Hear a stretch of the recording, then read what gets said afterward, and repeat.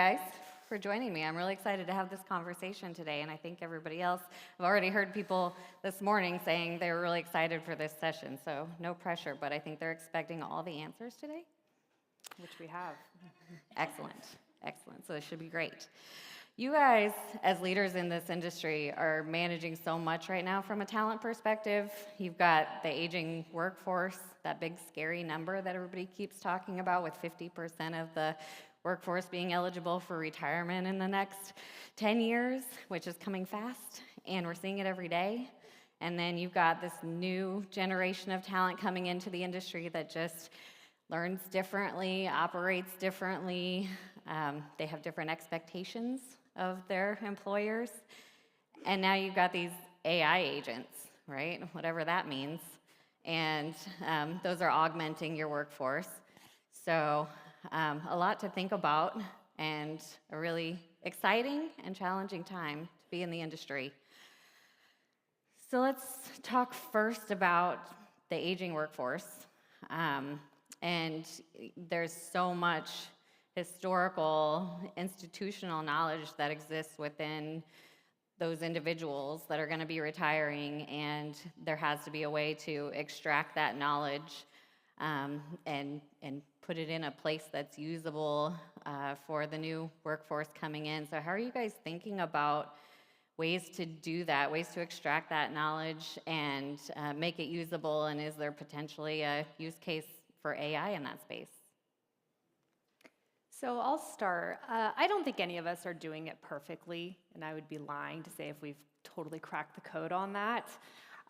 In some cases, we do it better than others. You know, we've had great success stories of just building strong teams around those individuals, whether it's directly within the team or in maybe a broader sense, but really trying to have people spend more time in the scenarios, so job shadowing and spending time with clients and observing and watching those folks who have had the institutional knowledge, and observing not just how they're responding, but how they're getting to know their clients, their carriers, their colleagues, how they're interacting, and really watching the relationship building, because that's a lot of the institutional knowledge that we struggle with keeping and passing along. Is how are you building those relationships around you, not just understanding and answering coverage questions. You know, we have a lot of tools to help us with that.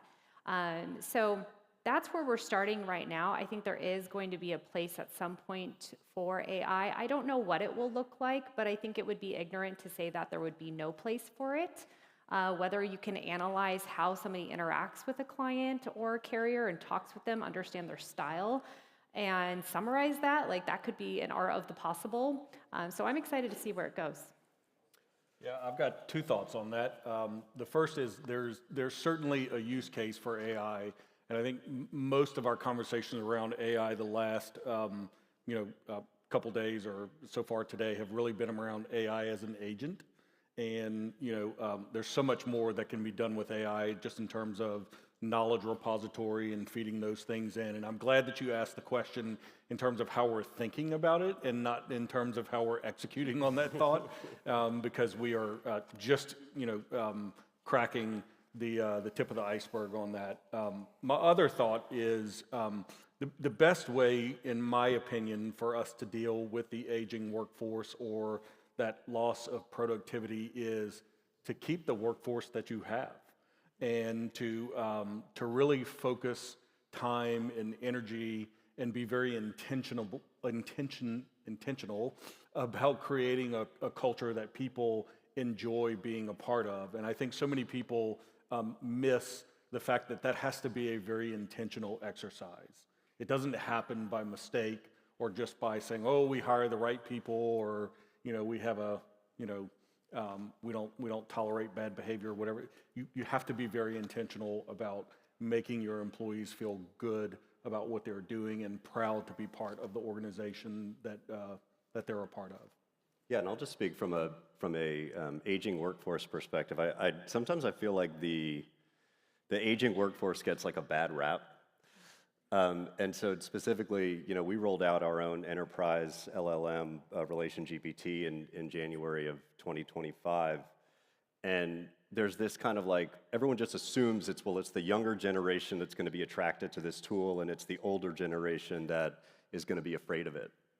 And that wasn't our experience at all in terms of the willingness and desire to engage with those tools. And in fact, we found that many of the more experienced members of our workforce were the ones who were most excited about it.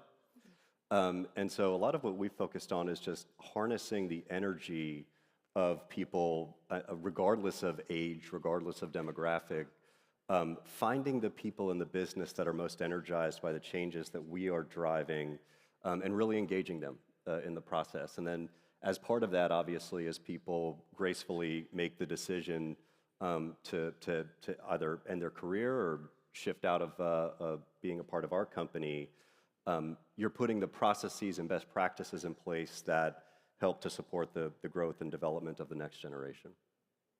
Yeah, those are really great points. And Ben, you mentioned retaining talent, right? And coming up with ways to make them feel valued and all of those great things. And I think that's absolutely critical. But what about attracting new talent, right? Once you get them in there, you can make them feel all the love in the world, but you have to get them in the door first. So I know we've talked about this for years, that insurance isn't a sexy industry, and it's not something that young people typically look to first as a career option unless they come from an insurance family like a lot of us. So how are you guys positioning these roles and thinking about attracting new talent? Yeah, I think it's great that there are many schools who dedicated curriculum to risk management programs like the St. John's Fellow that we had this morning, and lots of emerging risk management programs. I think it's really just, it's just educating young people about the opportunities in our industry. When I think personally about my own career path and thoughts, I never could have imagined the career path that I've had, and the life that I live, the many great things that I get to do being part of this industry. And I think just educating people that does exist and exposing them to it, and communicating with them. I think it's important to meet them where they are, so you have to be active on social media. Again, it's not unlike trying to keep your talent. You have to be intentional about recruiting these people, whether it's through different events or being a presence at some of these risk management schools, or just engaging and talking about it with people in different social circles, so you can make young people aware of what a great career path you can have in this industry. Yeah, I would add, I think so I majored in insurance in college, so I'm one of those weirdos. But I think we have to be honest with ourselves about the insurance industry's branding problem, which is very real, which is, when people read about insurance companies, it's 80% of the time they're reading about somebody having their claim denied. And I think that has done harm to the recruiting capabilities of all of us, whether you're a carrier or a broker. But I think there's light at the end of the tunnel, and I think there's really two things to focus on. There's the macro element of how the insurance industry is perceived, and then I think there's kind of the micro, individual conversations that each of us is responsible for having. On the macro side, I think it's establishing the relevance of our industry in the eyes of the next generation, where they don't wake up every day wanting to think about insurance. I don't blame them. But if you're familiar with the German word Zeitgeist, which means spirit of the times, what's really neat about our industry is we are touching everything. So when you wake up in the morning and you read the article about the Strait of Hormuz being closed, the implications around marine cargo insurance and what effect does that have on the ability to reopen commerce, is something that is top of mind for many of the most important leaders in the free world. Then on the other hand, you've got the FIFA World Cup taking place over the summer. You've got Kanye launching a new world tour, and Lord knows he'll need some event cancellation insurance. There's always, I think Hank Watkins earlier made just a tremendous point that regardless of what your interests are, there's a space for you here. And regardless of your personality type, there's a space for you. So I think establishing that relevance is important. And then on the micro side of it, I think all of us own the responsibility of being stewards of our industry. And that means expanding the scope of your understanding of what our industry is and what your company does beyond just what your role is. We are all responsible for understanding and speaking to the broader capabilities, the broader services, and the broader touch points that our industry has across the broader global economy, as well as the various different career paths that are available to the next generation, and communicating that constantly in conversation, as Hank alluded to earlier. Yeah, you made a great point there too, and I had a leader at a former company who used to say that insurance is not the fuel of the economy, it's the oxygen by which the economy exists. Without insurance, the global economy does not exist. And I think we have a responsibility as leaders, the theme of this is capture the shift, right? And we have to start to shift how we start to, I love the branding because I think that's so true. I didn't major in insurance, but I grew up in the insurance family, so that's my intro.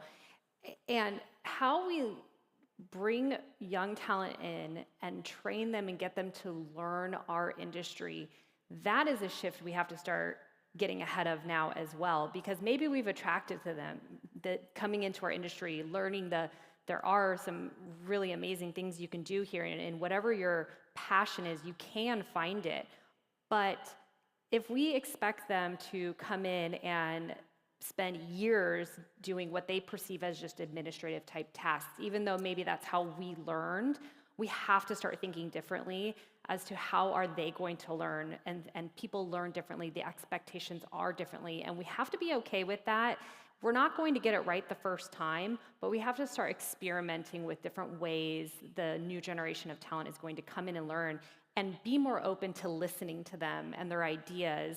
I know that I was talking to a colleague of mine, and we were discussing something, and what they're doing with their interns is, here is Claude, what can you do with it? And be open to what they want to experiment. They may not understand it, but when you start getting them more engaged in the bigger picture, and they may not on day one start doing some of these bigger things, but if we can just show them what is the art of the possible, which I don't think we've done a good job of when they're early on in their career, we sort of sit there and say, hey, learn this piece of it. Yeah, you mentioned internships too, and I think that's an important and critical thing in our industry that I know many agencies do, but if you aren't doing an internship program, or you aren't involved in your agency's insurance internship program, you should. It's you'll get a lot out of it. It is a big time commitment, but the more you put into it, obviously, the more they'll get out of it. But you will get a lot out of it as well. Great points. I want to shift a little bit from here and move more into the AI tech side of the workforce. How are you guys kind of framing how you think about what should be fully automated, what should be a tech-enabled, human-in-the-loop element, versus what needs to, remain fully human in the insurance space? So the way we look at it right now is it's still very experimental. And I firmly believe that human in the loop is going to exponentially be the bigger, better model. We hear this all the time. We are a relationship business. That's not going to change. If anything, it will. It will become a more prominent piece of our business as well. And so when we start talking about that AI augmentation, it's that partnership.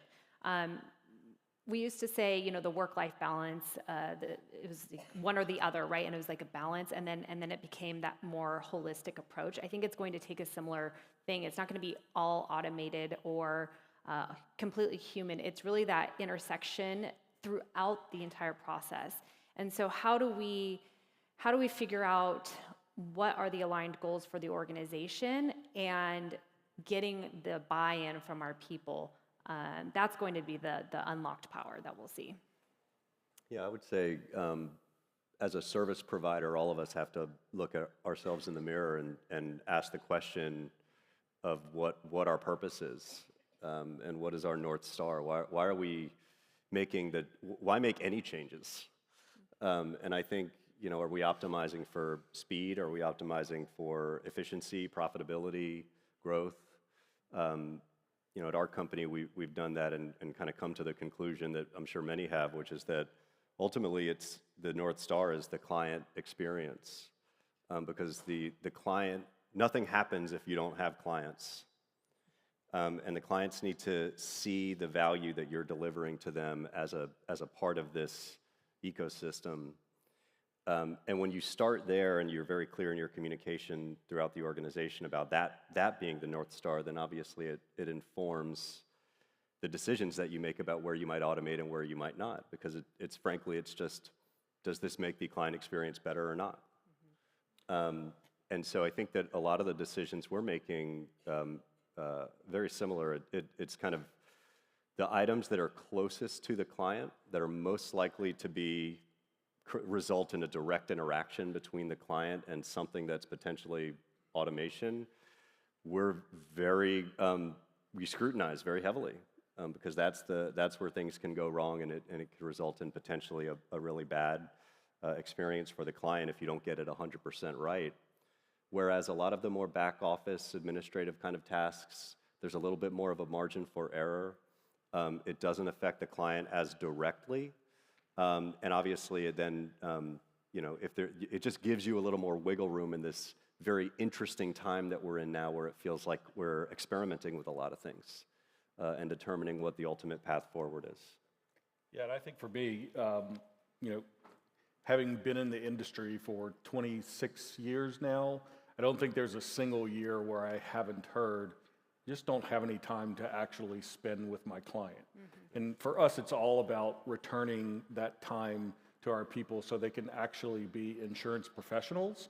And it'll be interesting to see because, there are certain people who actually don't want to be insurance professionals, but have been around in our business a long time because they're great processors or they're very efficient. And there are maybe other roles for them within the organization, but being able to give time back to our people so they can actually be insurance professionals, consult with our clients, make sure that they're properly covered, and we build that trust with those clients is where we're looking to really try and create capacity for those people. Yeah, I'd also add, I think it'll be really interesting to see the evolution of customer expectations in the coming years, both in terms of kind of the new generation elevating into decision-making roles, but also just like, there comes a point where if everybody's doing things a certain way, it just becomes the norm, and that's what the customers expect. I was at an event recently where a carrier, not to be named, was showcasing their new capabilities around the autonomous agent answering claims reporting calls and kind of having that interaction. And I couldn't help but think to myself, I was like, I don't know if I'd actually like this. Like if I was the client, it felt very inhuman to me. But then again, 2 years from now, we might all look back and it's like, of course that's how you do it. Like how else would you do it? And then I think obviously as a result of that, the folks on this stage might look at it and say, okay, well, we need to evolve our model to kind of keep up with what the expectations of the customer is. Yeah, not only is our workforce changing, but our clients are changing, right? And so what is acceptable to us, may be very different than what's acceptable to a younger workforce who may prefer not to talk to a human. Yeah. And to add on that too, I've noticed that the generational changes are changing faster than what we've experienced. Being an older millennial, they talked about millennials for like way too long. And I remember sitting in a room for a long time ago, and they would start talking about the decision making of the millennials. I'm sitting there, I'm like, No, we're past that. Like, so I think one of the things we have to think about is staying ahead of that curve because it's going to come faster because the technology is coming faster as well. So let's not get too hung up on just the Gen Zs, but then the alphas, like because I'm starting to see a social shift where they're doing like the quiet retreats where the younger generation is leaving phones at home, the whole touch grass, all that thing. So we have to keep in mind that human interaction really people want, and it's not a generational thing. Like I think we're seeing a shift actually back to wanting more quality time together. And so we don't want to lose sight of that. It's not to say that the AI is going to certainly ramp up, and that is going to be a very real part of our business. Don't put your head in the sand around it. But there is definitely a balance between our client experience, because that's a big trend in our company as well as the employee experience. And what does that look like? Do you guys feel like you have any successful examples to cite right now of where you have implemented an AI-augmented workflow that you feel is worth sharing? I'd say, I mean, our deployment of Relation GPT, we've been thrilled with the results. And it's a fairly simple kind of interface. It's like a ChatGPT, enterprise safe, but just the level of adoption that we saw over the course of 2025, we've got nearly 40% of our employee base using it weekly, which is amazing for a tool that's not a mandatory part of your workflow. But they're using it for email composition and writing enhancement, document comparison, claims analysis, all the kind of stuff that, to me, is by now is kind of table stakes. Like if your teams aren't doing that, you're kind of falling behind. And all the while, we've kind of converted an entire workforce of people who maybe had never seen something like this before in their careers, now being kind of advocates and champions for it internally, and also using it more in their personal lives, which is interesting to see. Yeah, we're in the same space. We have a partnership with Claude, with Anthropic, and the adoption has been amazing. And you mentioned it earlier where it's not necessarily the population that you think. It's kind of a pretty broad gamut of who's adopting. And so you see it in all different parts of the organization, but the adoption has definitely been strong. And so we haven't done any sort of end-to-end solution workflow where it's perfectly automated in certain spots, but I think it allows people to be more creative. They know what they're trying to get to their client already. Their knowledge is there, but now it's just really enhanced, and people are starting to see that as not being as fearful. Like this is really truly an enhancement to their role, to what they can do for their clients. Like claims analysis, obvious one, right? People in the client-facing role know that they should be doing that, and they are doing that, but maybe the way it was being delivered wasn't in a great digestible format for the client. And now you can put it in this amazing dashboard with a few clicks, right? It's pretty incredible. And so that's where we're seeing success in just the enhancement of the human knowledge that we already have. Yeah, I'd say very similar place for us. Our partnership is with Copilot, and using it more in a very bespoke way rather than deploying any agents from a workflow perspective. But we're certainly seeing a lot of efficiency gains. We're tracking that, and we're monitoring that, and assessing where people are gaining time. We've engaged with consultants and put together lots of cohorts, and there's lots of knowledge sharing around where people are having success with using Copilot in some creative ways. I fight with it all the time, almost once a week, trying to get it to do what I want it to do, but it's interesting. I'm very polite to it, because when it takes over, I want it to be nice to me. Yeah, I was gonna say, when it takes over, I'm a goner. I'm a please guy. Yes. I'd be very skeptical of in the present state, given what I know about kind of the state of data in the industry, kind of where we're at in the journey. Anyone who's claiming a complete end-to-end automation, to me, at least in a high stakes area, there's a human in the loop.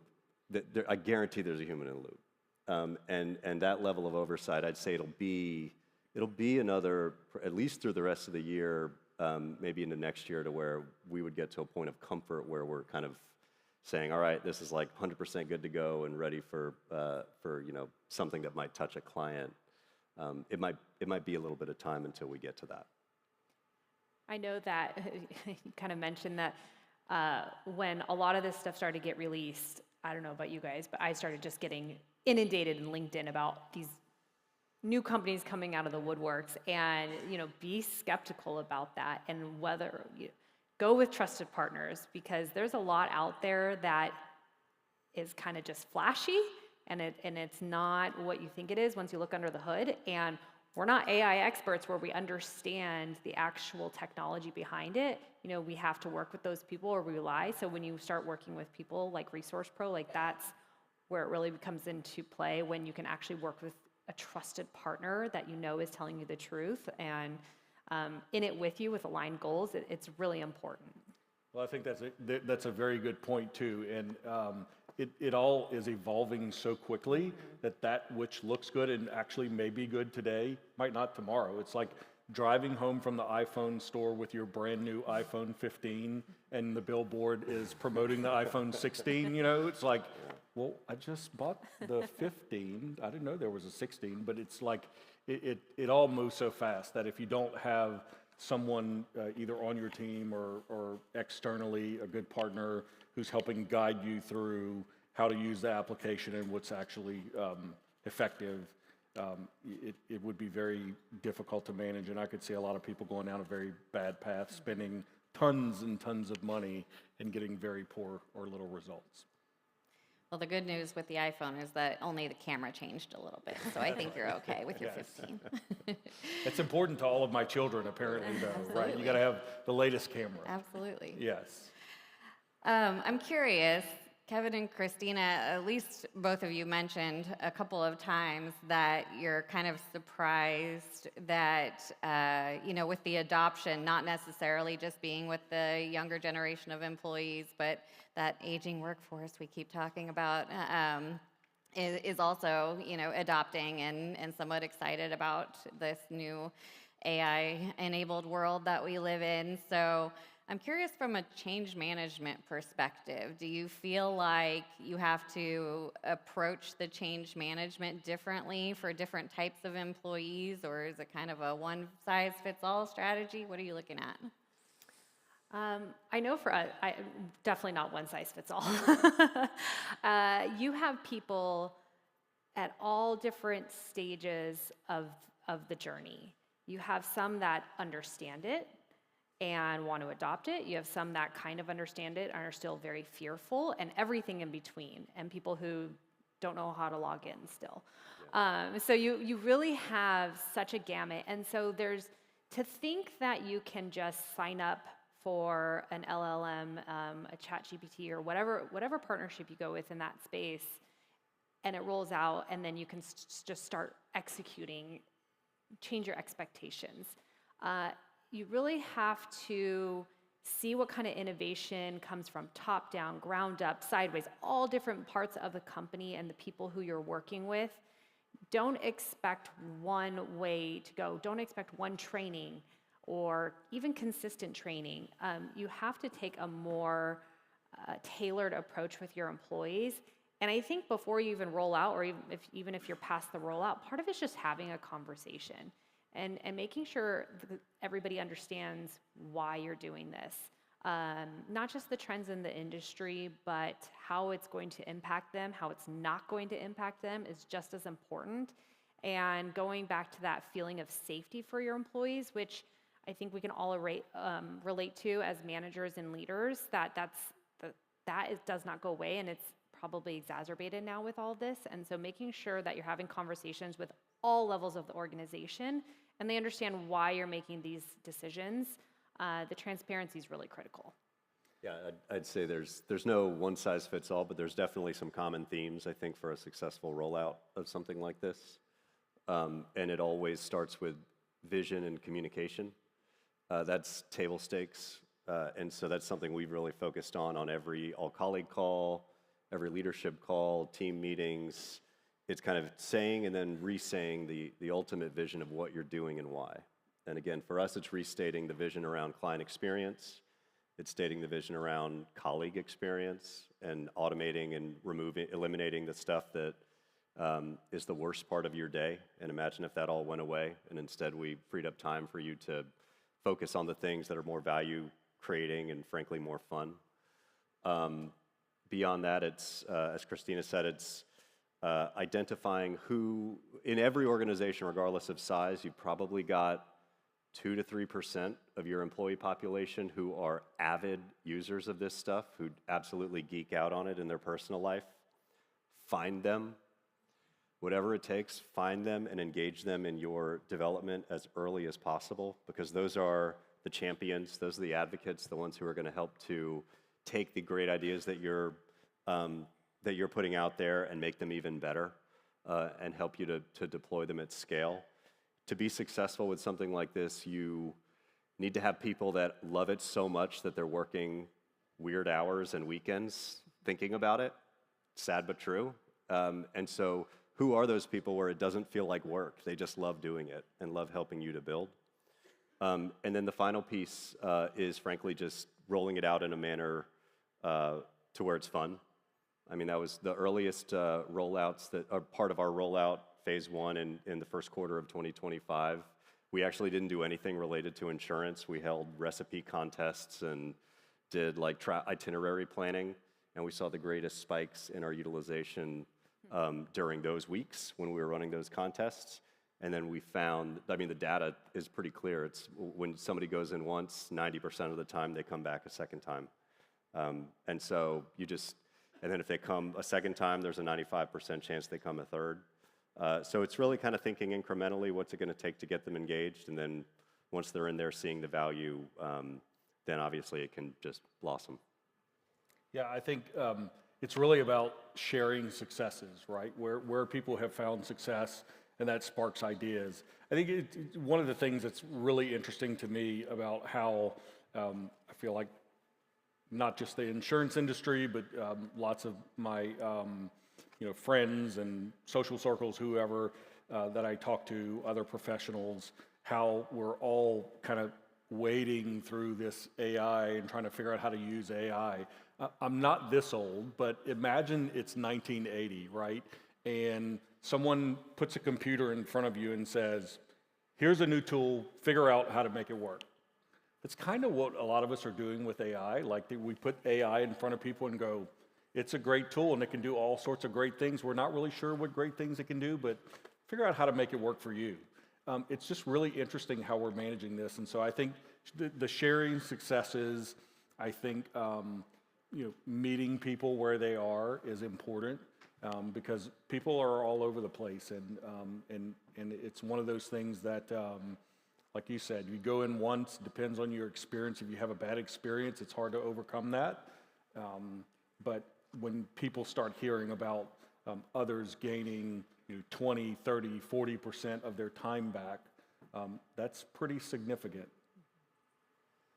Absolutely. I remember that day in 1980 where somebody put a computer on my table and said, figure it out. And Moon Patrol was the blast. I don't know if you guys remember that, but best thing that came out of computers. I was in. Space Invaders. Yeah, that one was fun too. Yes. So when you think about your hiring and training programs, are there different skill sets or assets that you're looking for in employees today versus what you would have been looking for 12 months ago or 3 years ago?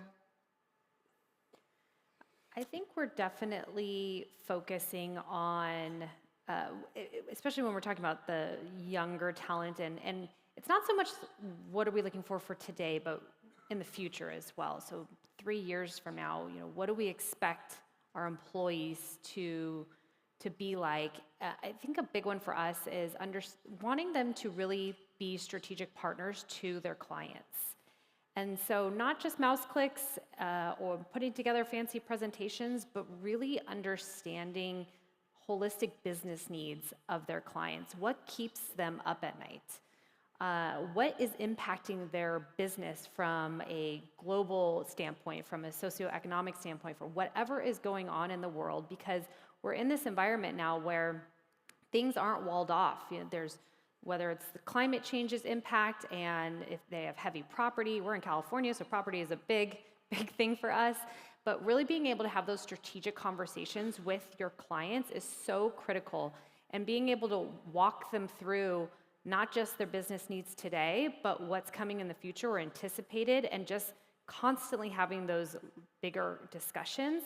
And so when I think about the future of our employees, it's those people that don't want to hide behind a computer, but want to actually interact with their clients, are a little bit more global in how they're thinking, whether it's a small client or a large client, because they're all being impacted by these different things going on in the world. And so how does that supplement with, the AI reality of, well, how can we use the AI tools to expedite maybe some of their technical knowledge, but really having them understand the interpretation of what's coming out of those AI tools? Yeah, I'd say we're absolutely changing our expectations of new hires. We actually, about a month ago, updated our all new client service job recs now include a requirement of adoption of the tools and technology that we administer as part of the client service workflow. That's a new addition, and sets a clear expectation for us that we're going to invest the time in building these tools, so we expect you to use them. I think it's a unique skill set to be able to interact productively with an LLM. I think it requires you to be curious. I think it requires you to be persistent. I think it requires you to have a little bit of that scientific method type of philosophy around trial and error, and continuing to kind of test and push. Certainly, we've all had the experience where you interact with a ChatGPT or something and it tells you it can't do something, and then you press it a little bit and then all of a sudden it figures out how to do it. That's a common experience that we want to have colleagues who are comfortable enough with that type of interaction that they don't take the first denial and say, I can't solve this problem. And I think that is a skill set that's probably a little bit more unique to the younger generation that's more accustomed to using these tools presently. But it's not an age thing. I mean, it's just kind of finding people who, again, the best barometer from my perspective is you use it in your personal life to do stuff. That's an interview question for me, is tell me how you use it. And if you are comfortable using it in your personal life, then in all likelihood, you'll be one of the leading users for us as well, and you'll be obviously very comfortable meeting the requirements we set for those roles. Yeah, I think that the answers that you both gave are great, and I think for me, it's if you think about a scale, and you think about on one side there's technical knowledge, technical insurance knowledge. The other side there's adaptability to change and attitude. And to me, that scale used to be this way, where we need to hire somebody. They have to be experienced. They have to have technical insurance knowledge because it's so hard to teach that. The scales are definitely tipping. So I think they're equally important now, and I think the technical insurance knowledge is going to continue to become less and less important. And I just want to add one thing. I loved the demo that got shown earlier about the managing kind of the team of agents. That skill set of knowing how, being comfortable as the orchestrator of a team of automations doesn't exist. I mean, at least in terms of somebody having a vast amount of experience doing it, because it literally doesn't exist right now. And so I think, but I'll tell you what, in a couple of years, we're all going to be on the hunt because that is what the future will look like, and we're all going to be on the hunt for people that demonstrate that skill set of being able to actually, manage teams of agents. Well, I think that's a great example too of everyone's afraid that AI is going to displace people and people are going to lose jobs. We may all become and should become more productive, but if you think back to the Industrial Revolution or the advent of the assembly line, the introduction of computers, not space invaders, but real computers for work, there was no massive surge in unemployment. It was just people became more productive. New types of jobs were created, and people had to shift their skills, and those that shifted their skills faster and learned the new ways of doing things came out on top. And I think one thing to add to that is we haven't touched on like emotional intelligence at all, and I think like having more empathetic people and our employees who are in tuned with each other and our clients will also be very important. So that they have to kind of balance, and it's a lot, right? We have high expectations with all these things we just talked about, but we shouldn't. Even if you are a great orchestrator and you can manage all these different things, there is a place for those folks who maybe can work in that box. But when we still have the client-facing side, it's kind of that and dealing with that relationship piece. So I love the scale thing because I do think that's very true. Like the technical knowledge was so critical, and it will always be critical, but we have so much more at our fingertips now that balancing that, interpreting that, and then knowing how to deliver it and work with your clients and having that emotional intelligence with the gamut of personalities that you have to deal with is going to be a very, very critical skill. Absolutely. So let's get out our magic crystal ball. I didn't bring mine, so hopefully you guys brought yours. I don't know if you saw that email, but we're going to fast forward to 2030. We're sitting here in 2026 now, so it's really not that far off, but the pace of change is accelerating significantly. So thinking about your operation in 2030, what do you expect that your operational teams will look like at that point? And if you can give a prediction, what do you think, what percentage of work is going to be done by humans versus what percentage of work is going to be done by some form of AI or automation?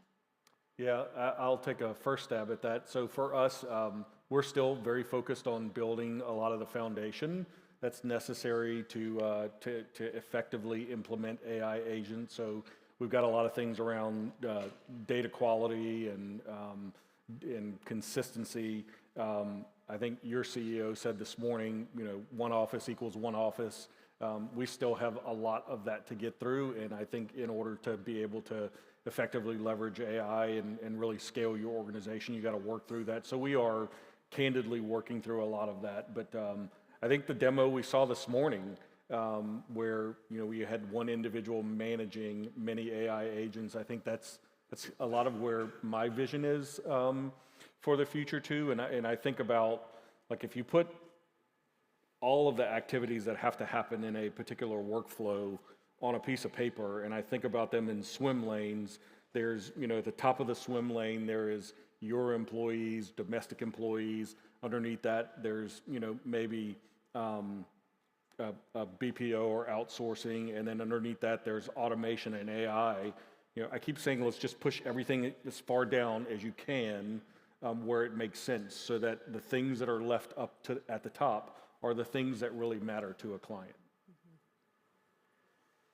Yeah, I mean, I'd say crystal ball, when I look at the current hours that the operations function deploys toward integration, client service, kind of systems, the current tasks being performed, I think at least 50% of them get automated.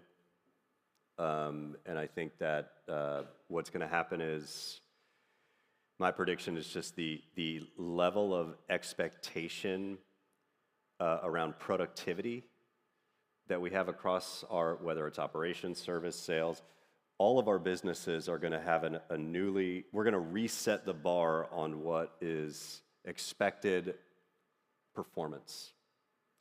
And I think that the companies who are successful in that will bring the colleagues at all levels along on the journey. They'll understand the value both personally, but also for their companies in terms of why it is better for them to be more productive and produce more on behalf of the company. So it won't just be kind of a profitability money grab. It'll have to be shared economics across people, in the organization. And then I think the additional 50% of the time is going to be redeployed toward that heightened productivity and expanding the breadth of tasks that we ask people to perform that do require that kind of human oversight. And I do think it's going to look a lot like that. My expectation would be every team leader that I have will have agents who are effectively part of the team that perform very specific tasks that are even that's not even 4 to 5 years. That's probably like 2 years, if not sooner in some areas. Yeah, I would say that maybe not as bullish. I would probably say closer to like 40-ish%, maybe a little under, gets automated. I think so. So at Hub, we're a very M&A heavy firm, and so we bring in a lot of different workflows, a lot of different cultures in the organization, and that always, no M&A is the same. So we're very much in the same space as you, Ben, where one office is a little bit of one office. We're getting better and stronger with that, but then you throw M&A in there and everything goes a little bit sideways with that. So I see us getting stronger and better in that space, being able to bring firms in and solidify that partnership a little bit faster by not having as much downtime with some of the change management struggles that they have. And so the expectations are going to shift. And you need to start laying that groundwork now, because that is a long game. To think that you can treat this like a new BMS system and just kind of go through like a short cycle of change management is just not the way to go. You really have to keep that people first mentality. And so really thinking all the way through, how are people at every level of this organization? You know, sometimes I think in operations, we forget what it feels like to be dealing with the clients every day, or, you know, bringing in new clients or whatever it may be. And so you really have to pause and be intentional about sitting in their seat and thinking about, you know, how they're feeling the pain. Like, they're feeling scared. Like, a lot of them are. I've had people come up to me and say, is my job going to be gone?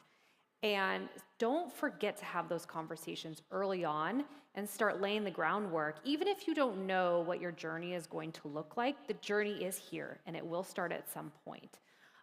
So that would be like a really important thing that I look at when we think just a couple years in the future, that we have to really think long term, and that long term is probably shorter than we think, of how we're including and taking all of our people and involving them in the conversation.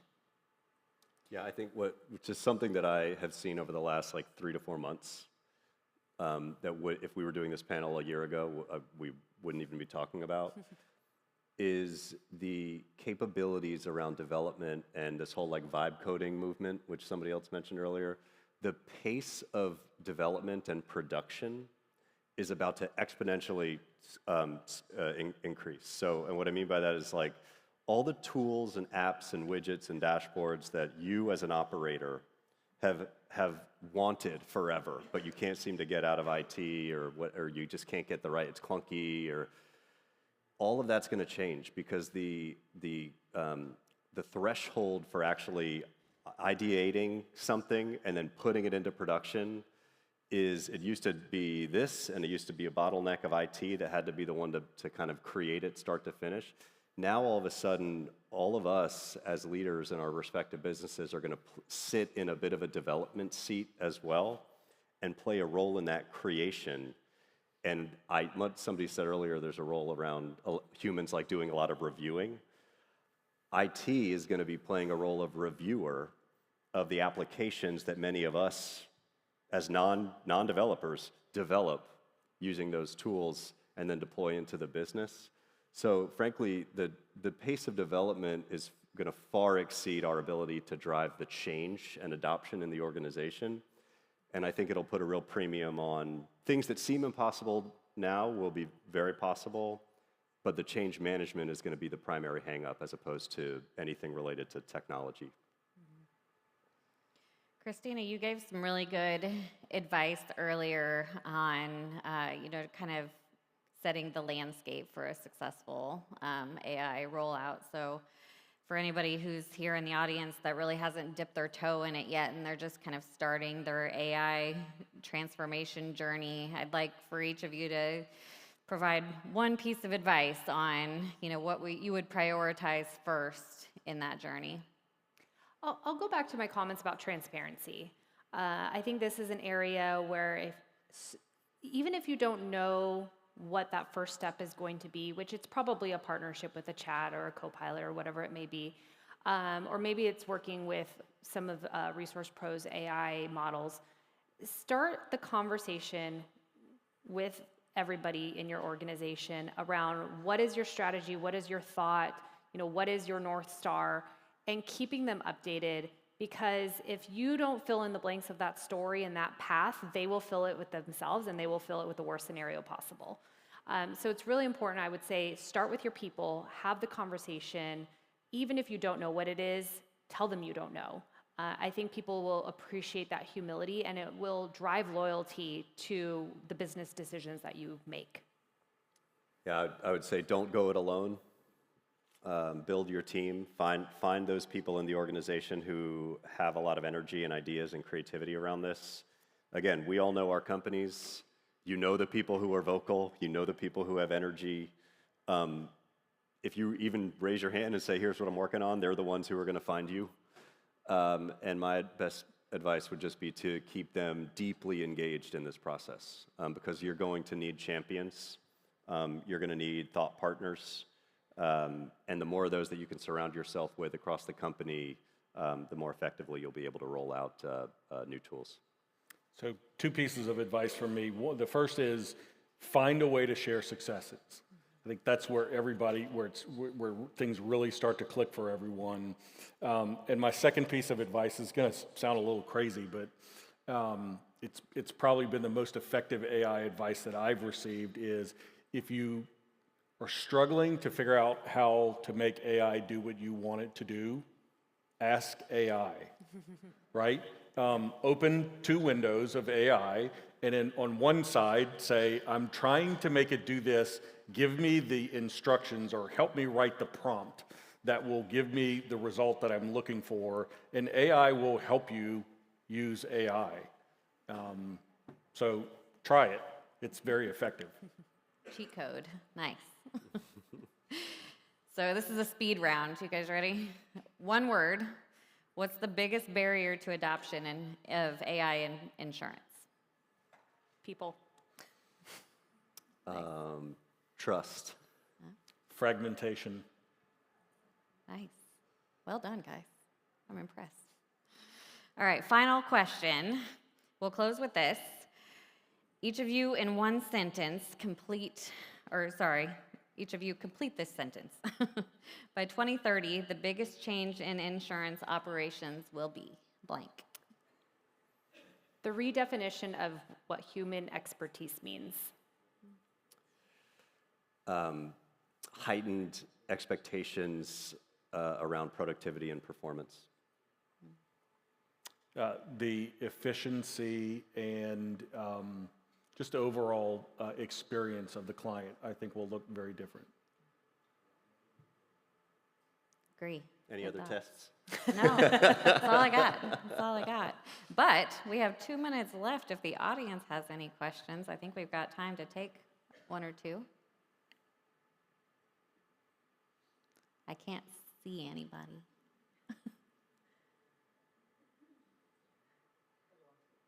All right, let's go. Tim?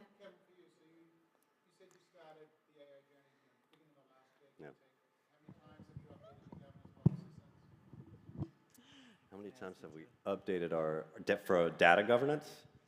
AI governance. I think we put out our policy in tandem with the rollout. As part of that rollout, we shut down access to anything outside of the existing slate of tools. So we had Relation GPT and then Copilot. About 10% of our company has Enterprise Copilot. Set clear parameters around what information is allowed to be included in those models and what isn't. And other than kind of minor tweaks, I don't think we've seen a need to make any major changes to it since.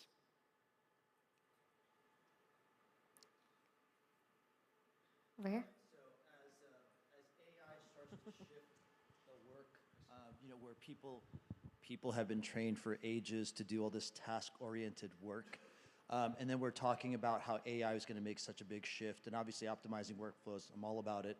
But where do you guys see the talent development training where we're now hiring people to sit on top of AI when we're no longer hiring them to be trained to be in the task work? I think that's a really good question, and it's one of those things that there's still a lot that we do train on that I think will still be relevant for a few years. But kind of goes back to that thought process of don't react to the changes that will come our way. Start thinking about it now.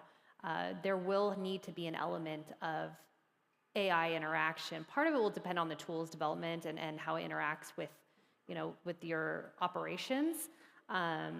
But it will need to come into play, and we will have to figure out what is the best way to train people in AI, because I think right now it's a little bit of all over the place.